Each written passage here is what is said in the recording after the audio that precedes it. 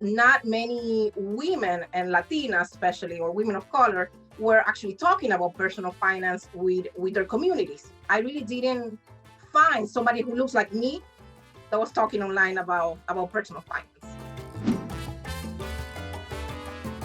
I was in consumer debt. I had almost $40,000 in debt, and I was living paycheck to paycheck. Even though my background is in finance, I really myself didn't know how to handle money. It was really challenging to pay that off, but I had to completely change my mindset around money and completely learn how to live, below my means. If you want to have financial self-care, you need to have multiple income streams. Why? Because especially after 2020, right? We saw, people losing their jobs and they didn't have any emergency funds. They didn't have any savings.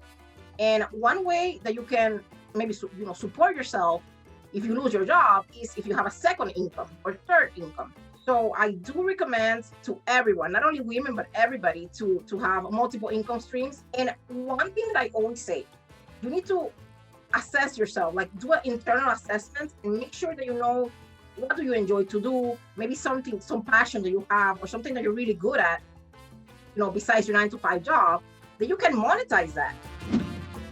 Live below your means as much as you can and try to save, as much as you can, especially after 2020, right? During the pandemic, and it's so important.